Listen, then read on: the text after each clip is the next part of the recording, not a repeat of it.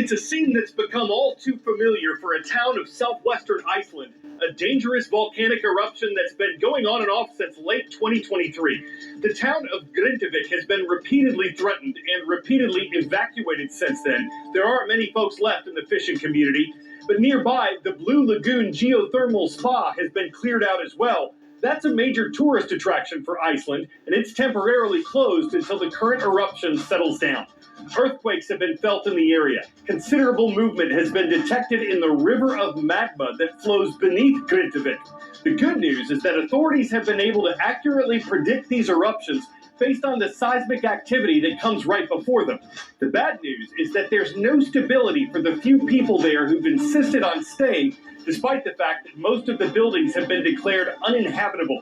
The volcano nearby had been dormant for 800 years before waking up a year and a half ago. Iceland is positioned over a volcanic hotspot in the Atlantic Ocean. That's what's responsible for the fire in the land of fire and ice.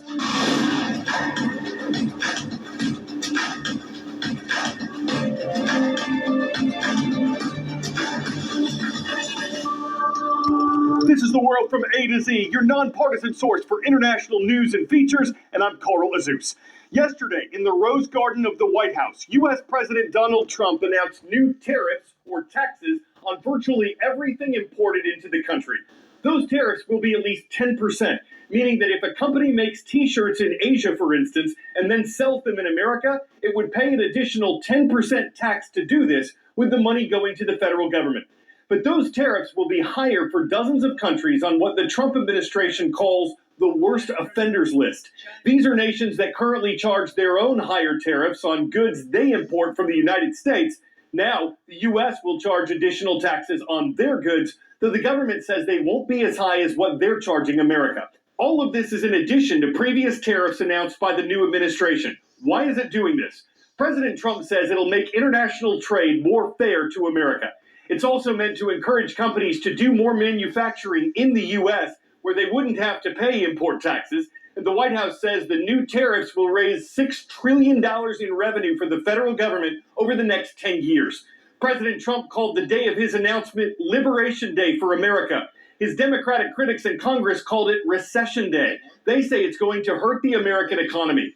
When companies that import goods have to pay more to do it, analysts say they typically increase their prices, which hurts buyers. If this happens on too many goods, at a time when Americans' budgets are already stretched thin from the high price rises of the past 4 years, experts say there could be a slowdown of U.S. economic growth, or possibly a recession when the economy shrinks. There's also a risk that raising U.S. tariffs could trigger a trade war when other countries do the same thing on American goods, making it harder to sell U.S. products in other places. What no one knows at this point is what will actually happen in the days and years ahead. April 2nd, 2025 will forever be remembered as the day American industry was reborn, the day America's destiny was reclaimed, and the day that we began to make America wealthy again. At the end of the day, what we will see are costs go up for everyday consumers, energy costs, smartphones, cars. We will experience this and largely on the backs of working class people who are just trying to get by. The actual benefits and drawbacks and how much there are of both are in the hands of time. Word it out. Which of these landmarks would you find in Rome, Italy?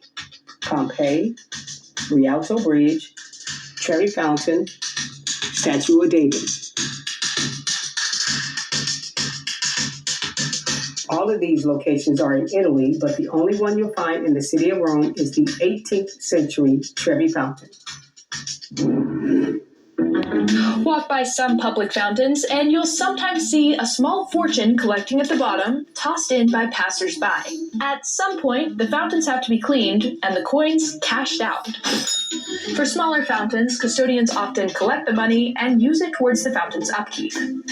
But at more popular sites like Rome's Trevi Fountain, which captures more than 1 million coins in an average year, that money goes toward a lot more than just keeping a tidy fountain. Trevi's coin-tossing tradition is believed to originate in Roman, British, and Celtic mythology. Legend has it that if you turn your back and toss a coin over your right shoulder into the Trevi fountain, you'll have good fortune and someday return to Rome. Millions of tourists pour into that Italian city and carry on the tradition. Rome's energy and water supplier is in charge of cleaning the iconic Trevi pool. Twice a week, early in the morning, ACEA operators pull out their vacuum pumps to clear debris. We found bracelets, necklaces, and dentures. We found a little bit of everything inside the fountain. But mostly, they find coins, which are then tossed into cloth bags. Might seem like a cut and dry operation, but it's actually a high-security job.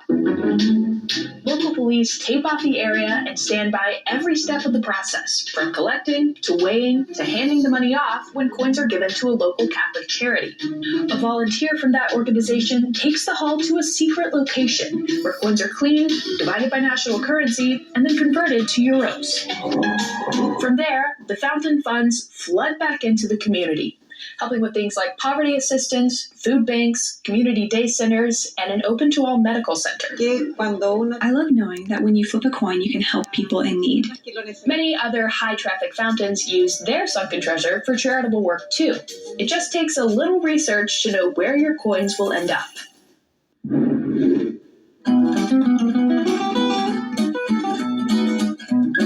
On this date in world history. On April 3rd, 1860, mail deliveries began on the Pony Express. Horses and riders made the 1,800-mile trip from St. Joseph, Missouri to Sacramento, California.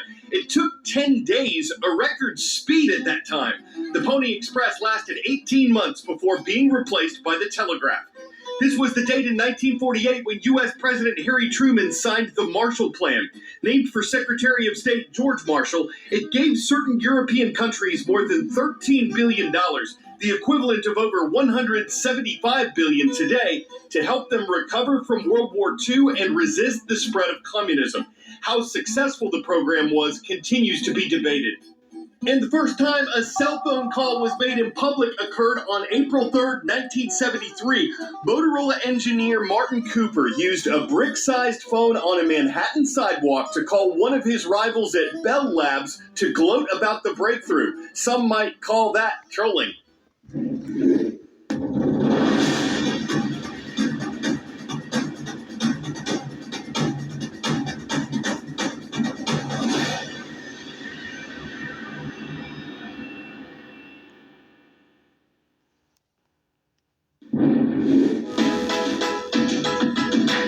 Today we clicked the link so we could be linked into the links. That's the mascot of Lincoln High School. Gotta recognize Mrs. Rosenau's class watching from Lincoln in the Cornhusker state of Nebraska.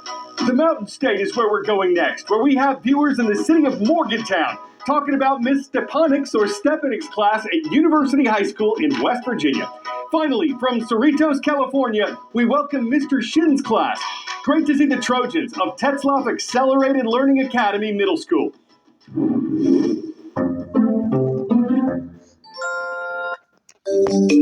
Watch students get schooled by a principal's epic April Fool's prank. 11th grade students at Australia's Wollongong Performing Arts High School were gathered for an announcement from their principal. This news will affect you all directly. But little did they know, it was going to be a doozy. A mandatory Year 13 has been added to your educational pathway. And therefore, you will no longer be graduating in 2026. News of an extra year of high school left the students understandably shocked and stunned, and Principal Kylie Woods deftly left them hanging just long enough before setting the record straight. One other vital piece of information, Wollongong High School of the Performing Arts this year was selected to be a part of the 2025 April Fool's Day joke.